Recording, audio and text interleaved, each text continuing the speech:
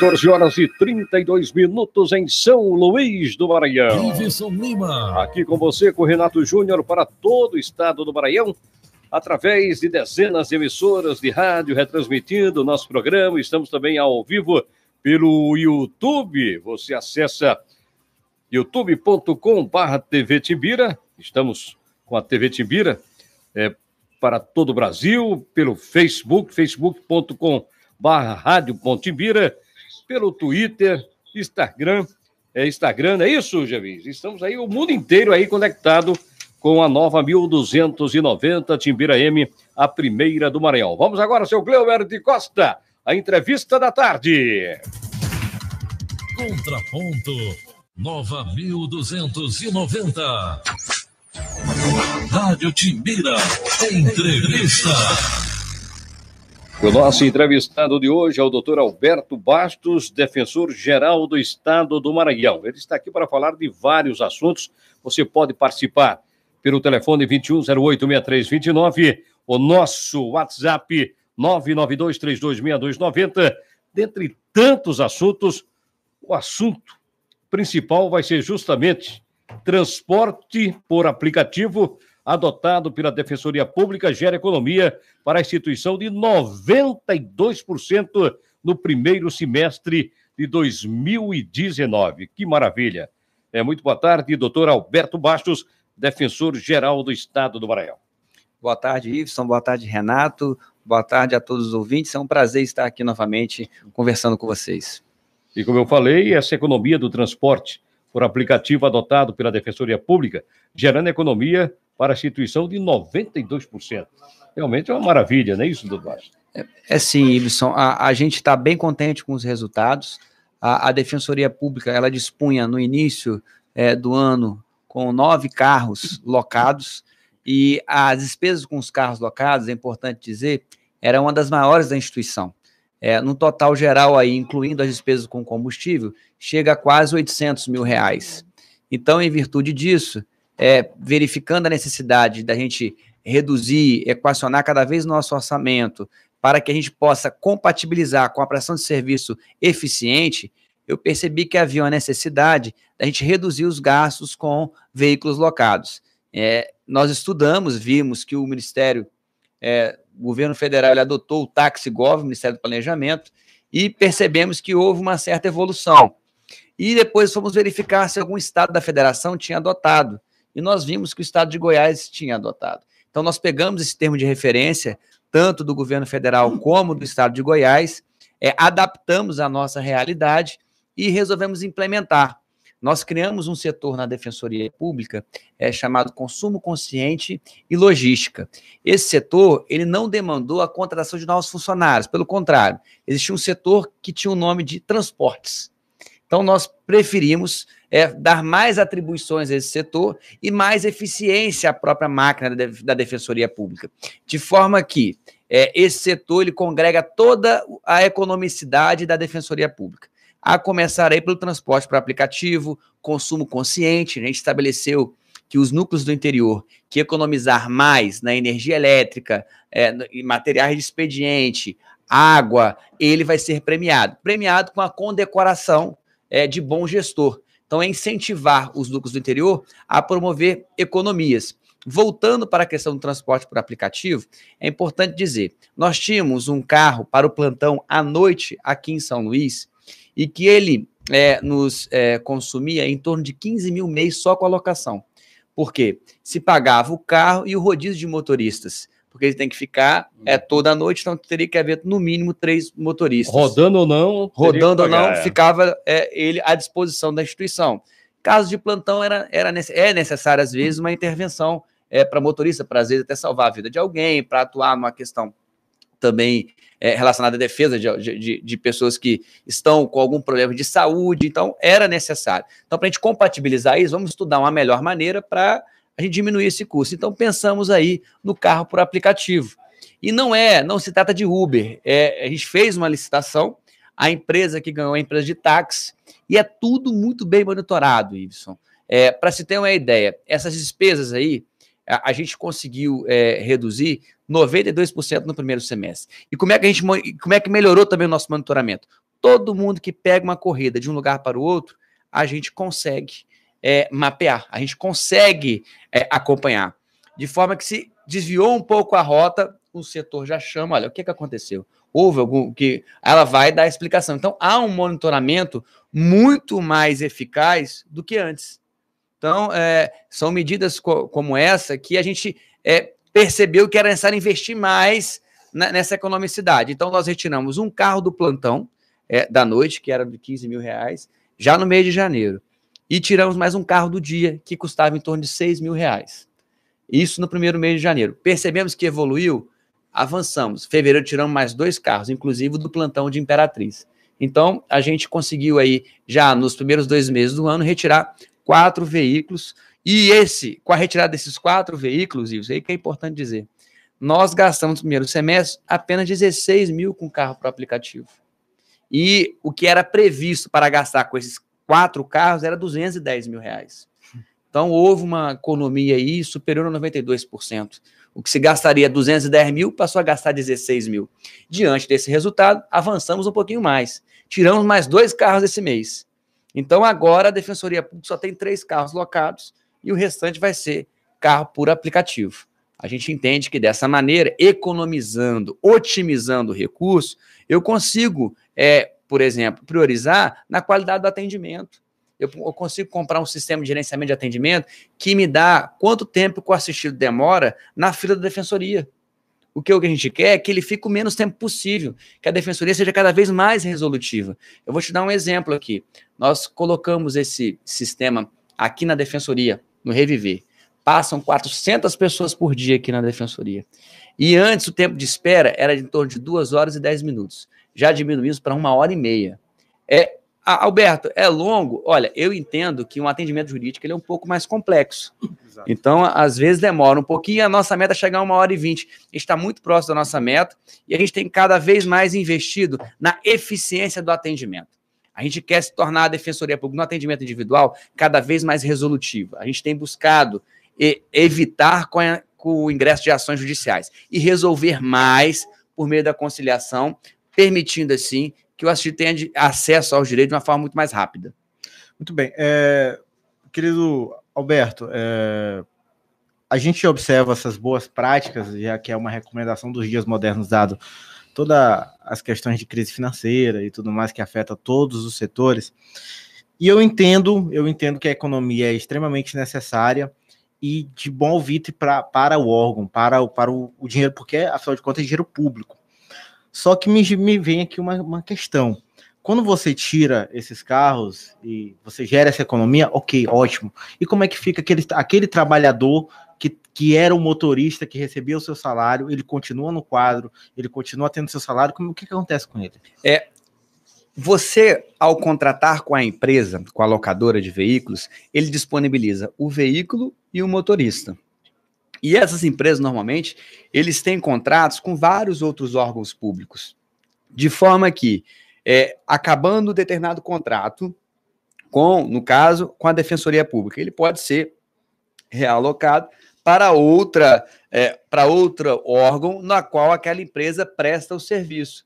A Defensoria Pública, enquanto gestor de dinheiro público, nós temos que pensar o seguinte, na minha casa, eu consigo fazer uma economia dessa natureza sem deixar a desejar na qualidade do serviço, nós temos que fazer a mesma coisa com o órgão público. O dinheiro público ele tem que ser tratado com muito zelo, porque é a população que paga todas essas despesas. Então, quanto mais austero, quanto mais eficiente for a gestão, melhor para a população.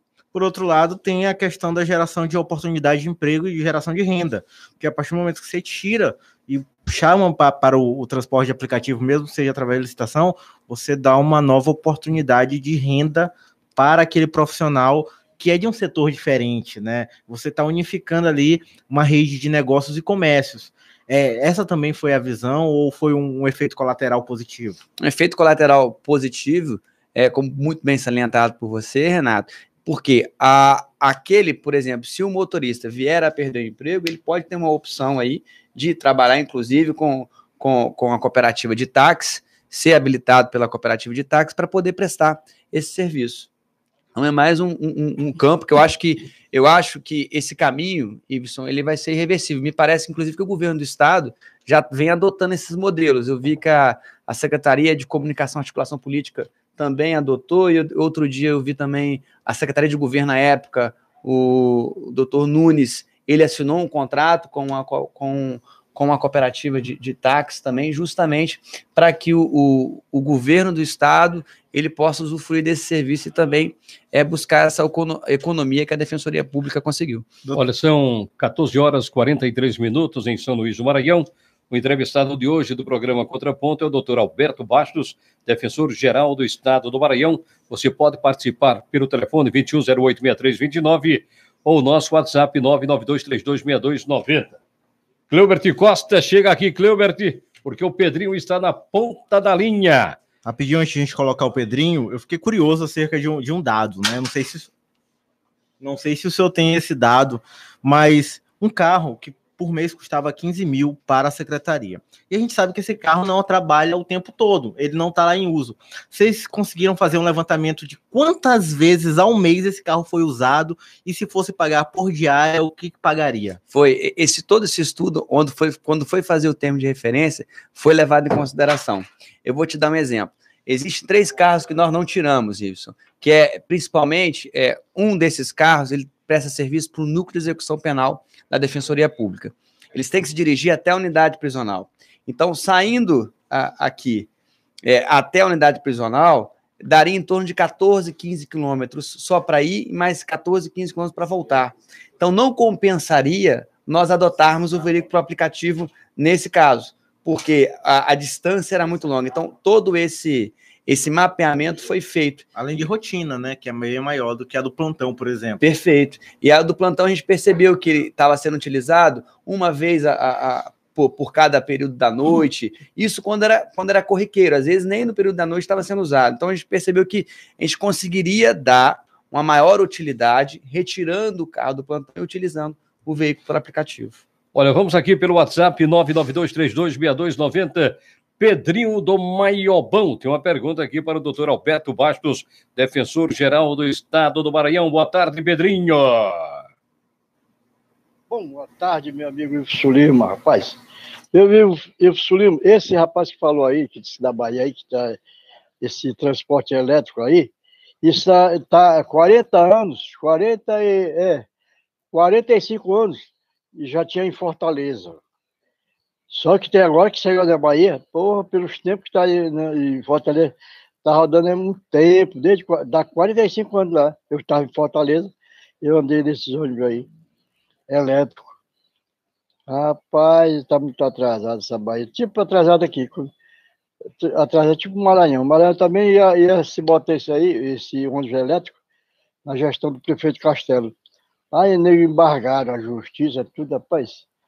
Outra coisa, esse 50% que o Bolsonaro tem o de rejeição, é só corruptos que votaram contra ele. Ok, Pedrinho, daqui a pouco a gente termina aqui com você, tá bom? Se você tiver alguma pergunta aqui para o doutor Alberto Bastos, o defensor-geral do Maranhão, você pode fazer. O Pedrinho não era pergunta para ele. Agora tem a pergunta aqui do Cícero. Ele mora aqui no São Francisco. Ele quer saber o seguinte: o que a Defensoria pode fazer para que naquela área ali da Península, se bem que é uma área bem complicada, viu, doutor Bar? Tem deputado que não quer que o povo entre, carroceiro entre, mas como é que pode fazer para ter abrigos de ônibus ali? Porque ali a pessoa quer pegar um ônibus, chove. Será que é alguém que não está deixando aí construir aquelas paradas, aqueles abrigos de ônibus? E qual seria o papel da Defensoria se tiver interferências aí de pessoas que se acham poderosas? Não, aqui não pode construir não, porque senão vai tirar a vista. Vai tirar a vista aqui da praia, vai tirar a vista aqui da avenida. Ô, Iveson, vou te dar uma informação aqui em primeira mão. A Defensoria Pública abriu um procedimento de tutela coletiva para apurar, para aferir por qual razão ainda não foi instalado abrigos de ônibus na região da Península. uma vez que há um fluxo muito grande de pessoas que trabalham naqueles prédios, especialmente empregados domésticos, que não têm condições financeiras de ter o veículo próprio, se utilizam muito do transporte público. E São Luís é uma cidade que há uma instabilidade muito grande entre chuva, sol, é difícil de prever. Nós estamos numa época que, em tese, não teria muitas chuvas, e a gente, nessa semana, se deparou com muitas chuvas. Então, a população fica ao relento, ao sol, à chuva, o que a gente entende que não é adequado. Então, a Defensoria Pública ela vai buscar, ela vai pleitear os interesses dessa população, e especialmente desses empregados domésticos que frequentam a península, no intuito de providenciar para que a SMTT providencie a instalação de abrigos, proporcionando assim uma comodidade, ou, digo mais, condições dignas para as pessoas que utilizam o transporte público. Porque ali, doutor Alberto, ali pode passar qualquer pessoa, independente de um deputado federal que tem um lá, que não quer que pobre passe, carroceiro passe, motoboy passe. Como é o nome daquele deputado que não gosta ele parece que não gosta de pobre, não queria que o projeto de Iná fosse feito ali ao lado do Luzeiros, ali na antiga Casa do Lagostão.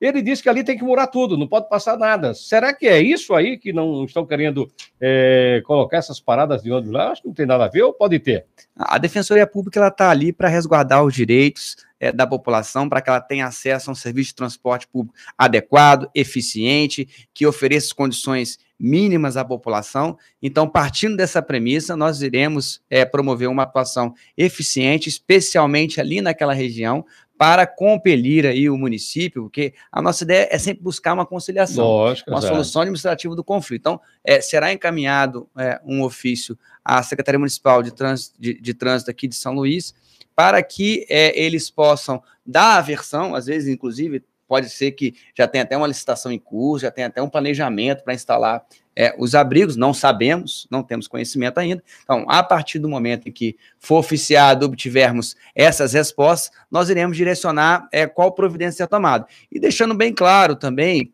Iveson, que a Defensoria Pública é um órgão autônomo que não terá nenhum tipo de influência de nenhum órgão, nenhum parlamentar, de quem quer que seja, que irá inibir a atuação da Defensoria. Então, o nosso compromisso é com a população, especialmente a mais carente, a que mais necessita do transporte público. Se morar, não cola, né? Não adianta querer morar, se ficar morando lá, não cola, porque a Defensoria tem que dar voz ao povo.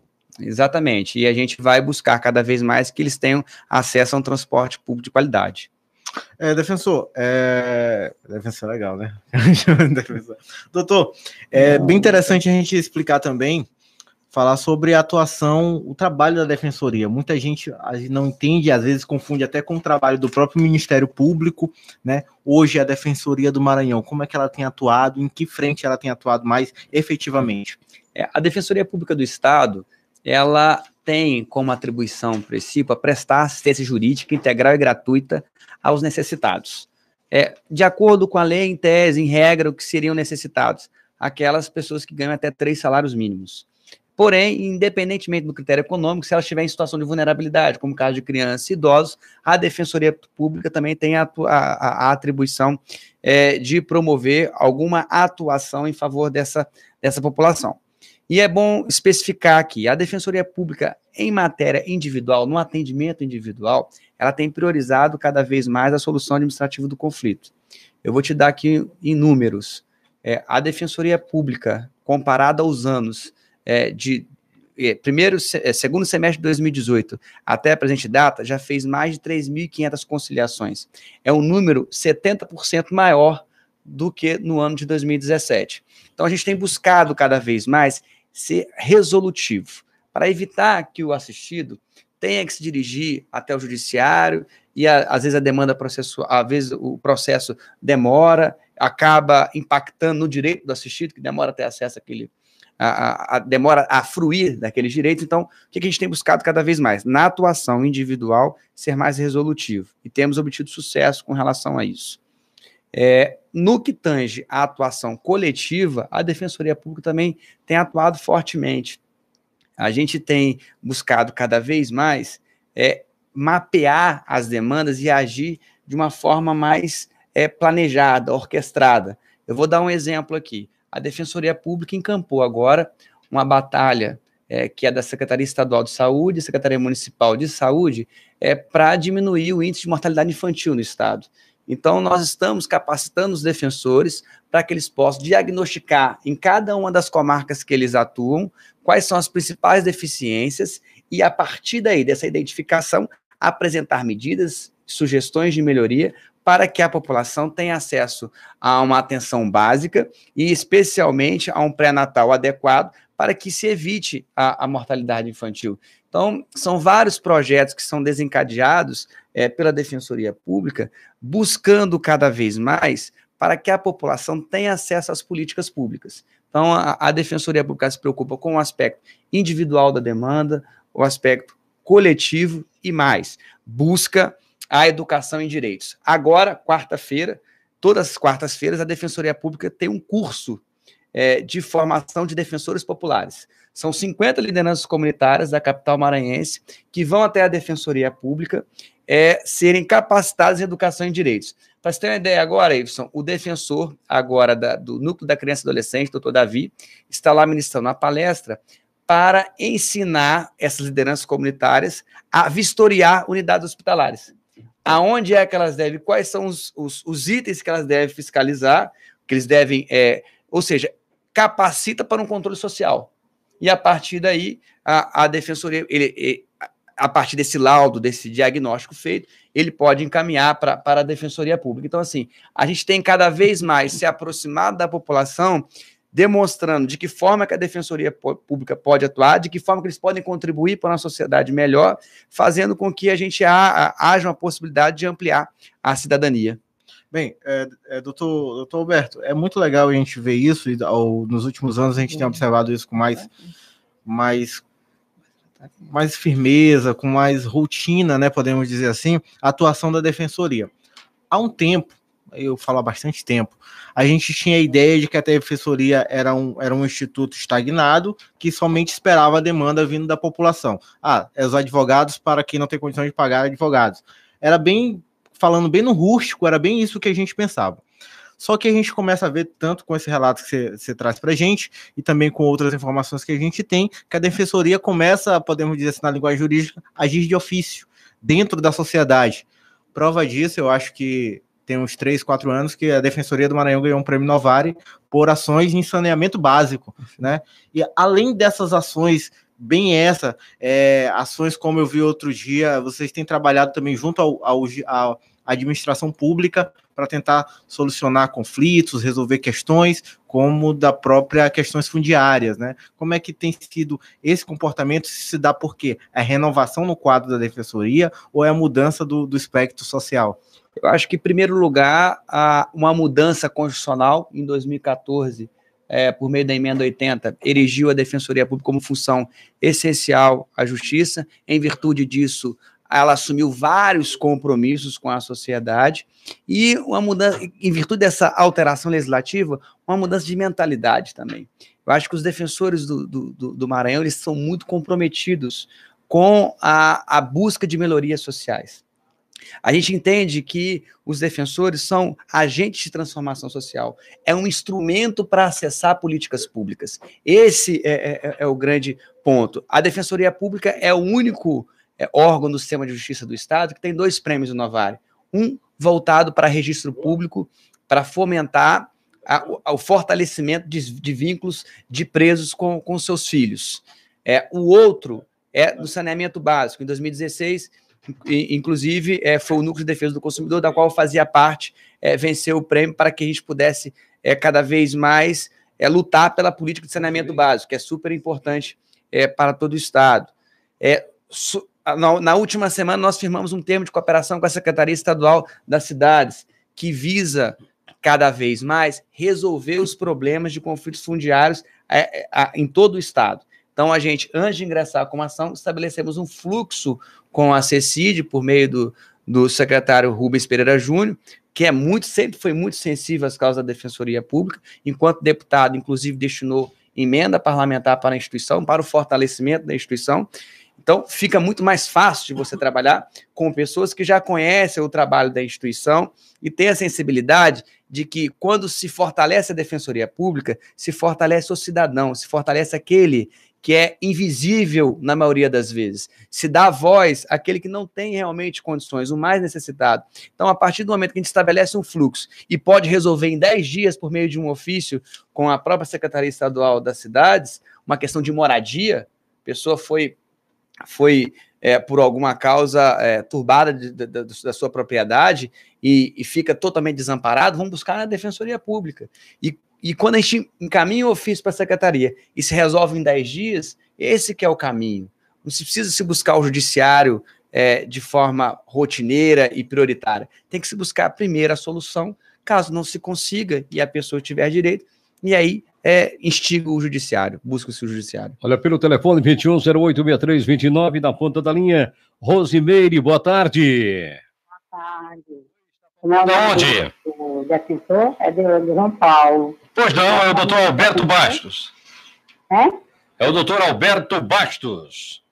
Doutor Alberto Bastos, eu queria aqui fazer 2 perguntas, se fosse possível ele me responder. A defensoria não tem, assim, o poder de obrigar a prefeitura a fazer bons asfalto ou então suspender esse imposto predial enquanto as ruas não forem bem asfaltadas, porque, segundo me consta e a gente sabe, que esse secretário de infraestrutura, ele manda fazer o serviço, se for para botar 10 sacos de cimento em determinada coisa, é só 5, então tudo faz mal feito, e aí vem a chuva, tira, e eu boto esse pai danado para entrar mais dinheiro. E a defensoria não tem esse poder de mandar, de obrigar a fazer bem feito, então não, ele é até passar do caso, se não fizer bem feito. Então, as pessoas que estão se sentindo prejudicadas com esses buracos em suas portas, né, não pagar imposto predial enquanto o asfalto não for bem feito.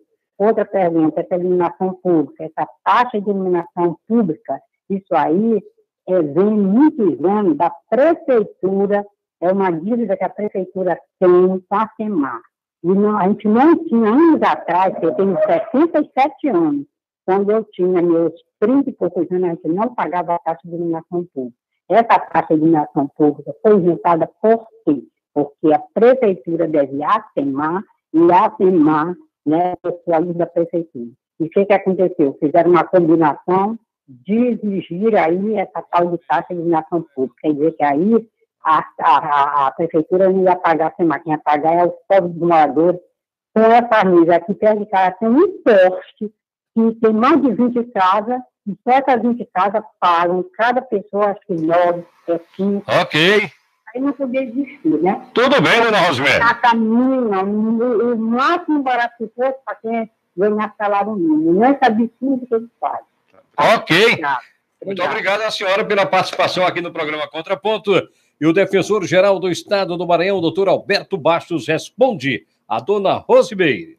Dona Rosimeire, são muitas questões, mas para que a gente possa responder de uma maneira mais ampla, toda e qualquer ausência de política pública e que o particular seja prejudicado, pode-se buscar a Defensoria Pública. E cada caso será muito bem avaliado, especialmente na questão do asfalto. A matéria probatória ela é mais dificultosa, porém não é impossível. A gente procura a Defensoria Pública e a gente vai buscar as providências adequadas para o caso concreto. Muito bem. Doutor Alberto, a gente quer agradecer a sua presença e antes de finalizar com o senhor, parabenizar pelo trabalho da Defensoria, né, mande lá os nossos parabéns para todos os defensores. Obrigado. E a gente entende muito bem, a gente até conversava aqui em off, e eu tenho uma referência externa sobre o trabalho de Defensoria. Esse trabalho da Defensoria, ele salta a institucionalidade, ele chega até num viés filantrópico, social, humanitário, né, podemos dizer assim. Eu tenho um cunhado, né, que meu cunhado, ele é defensor público em Belém, né, lá no Pará. E aí ele conversando, eu perguntando para ele, mas Marco Aurélio, como é que tu chegou na defensoria? Por que tu virou? Quero até mandar aqui um abraço pro meu amigo Marco Aurélio Guterres, lá em Belém. E aí ele dizia assim, Renato, eu queria fazer algo pelas pessoas com aquilo que eu gosto de fazer, que é o direito. E aí eu pensei no Ministério Público, eu achei muito incisivo, muito duro, muito rígido, algo que vamos se defender a lei e acusar as pessoas é algo que não me cativava. Ser advogado, beleza, mas aí eu quero defender pessoas. Como é que eu vou defender pessoas que precisam ser defendidas se elas não podem me pagar? Então, como é que eu poderia sobreviver? Eu não teria dinheiro, recurso para me manter durante. A defensoria foi o local que eu encontrei para atender a minha necessidade. E aí, nessa conversa com o Marco Aurélio, eu entendi o que a defensoria faz, e a gente vê isso muito bem na fala e nas ações da Defensoria do Maranhão. Então, parabéns e obrigado pela visita aqui. Obrigado a você pelas palavras. O ministro Aires Brito, ele diz, né, que a Defensoria Pública é a mais bela razão de se viver. E eu concordo muito, porque a gente vivencia isso. Dos órgãos do sistema de justiça, quem está mais próximo da população é a Defensoria Pública. Quem verifica se as políticas públicas estão sendo realmente implementadas, se as pessoas estão sendo alcançadas por algum tipo de melhoria, o maior termômetro é a instituição, é a Defensoria. Porque quando o cidadão está totalmente desamparado, eles procuram a instituição.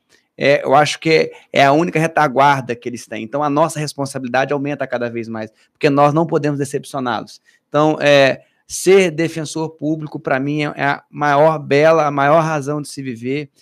A gente, quando se consegue resolver um conflito, consegue resolver uma demanda de um assistido pobre, que às vezes nunca foi sequer ouvido por qualquer órgão público, isso nos deixa, a nossa maior retribuição. É a resolução de um conflito, é a resolução de um problema de um assistido que muitas das vezes bateu em várias as portas, não teve o seu problema resolvido, e quando chega a Defensoria Pública é acolhido, é amparado. Então essa é a nossa principal função. Doutor Alberto, algumas pessoas perguntando como entrar em contato com a Defensoria Pública e onde fica.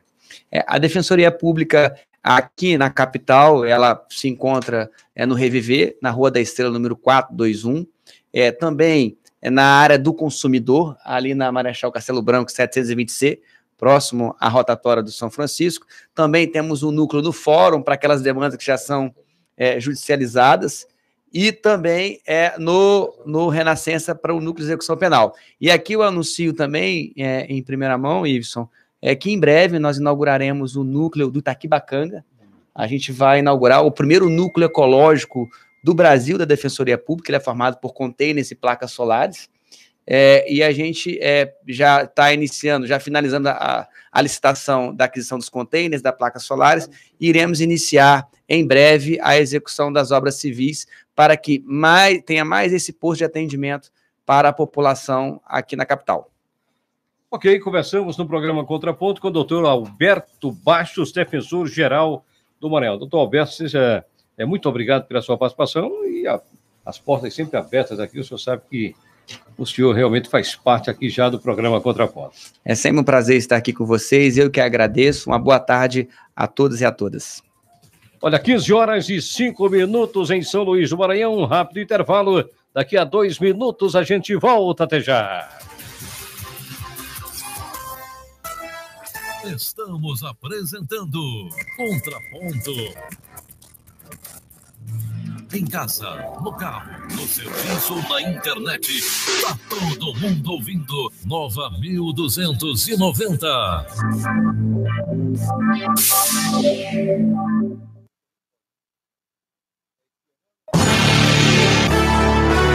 Maranhão informa.